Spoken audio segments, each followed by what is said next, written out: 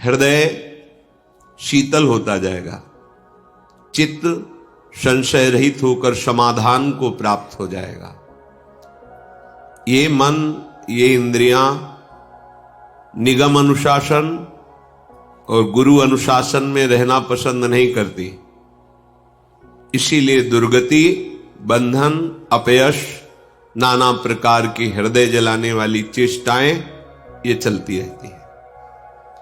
यदि हम शास्त्र का दासत्व स्वीकार करें, अर्थात शास्त्र आज्ञा के अनुसार चले, गुरुजनों की वाणी के अनुसार चले, तो हमें जो संयोग प्राप्त हुआ है इसमें प्रेम प्राप्त होना दुर्लभ नहीं है। यद्यप सबसे दुर्लभ बात है ये प्रेम प्राप्त होना।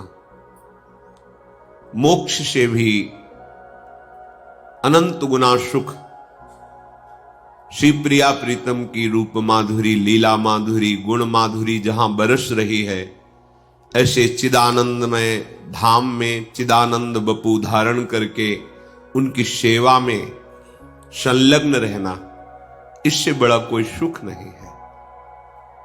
वो हमें सौभाग्य मिल गया है।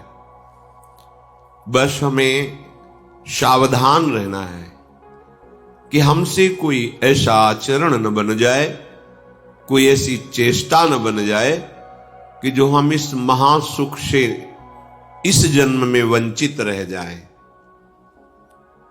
अगर वंचित रह गए तो फिर बार बार तो बनत नहीं यह संजोग अनूप, मानुस्तन वृंदा विपिन रसिकन संग विविरूप।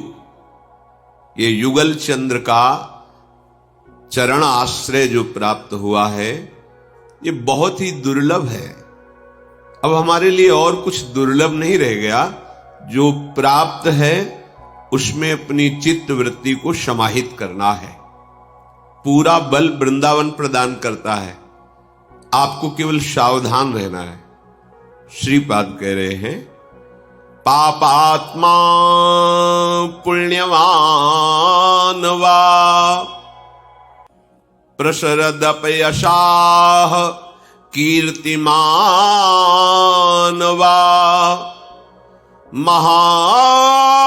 महादुष्प्राप ग्रासोथ सम्राट समजड़मति सर्व विद्या निधिर्वा यह कोपि स्याह सखे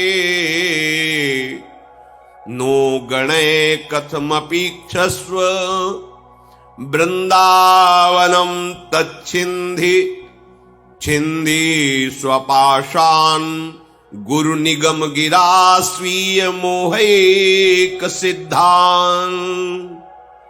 हे सखे, तुम भारी पापात्मा रहे हो या पुण्यात्मा, तुम्हारा बहुत अपयश हुआ है या कीर्तिमान वा बहुत कीर्ति है, इससे वृंदावन को कोई फर्क नहीं पड़ता। तुम एक एक टुकड़े के लिए भटकते रहे हो या महासम्राट रहे हो,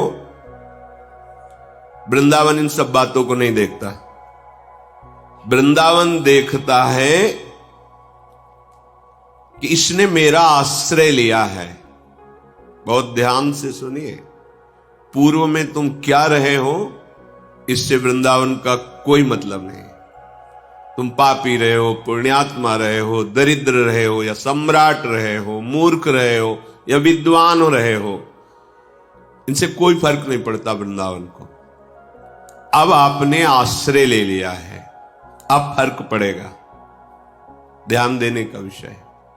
अब तक जो हुआ वृंदावन सब एक दृष्टि में क्षमा कर दिया। आप सम्राट हो तो वृंदावन को क्या लेना, आप दरिद्र हो तो वृंदावन को क्या लेना। वृंदावन महामहिमा स्वरूप है, वो तुम्हारी दरिद्रता या सम्राट के प्रभाव से न प्रभावित होगा न वो हे बुद्धि करेगा। तुम पुण्यात्मा हो तो प्रभावित नहीं होगा, पापात्मा हो तो हे भाव नहीं रहेगा।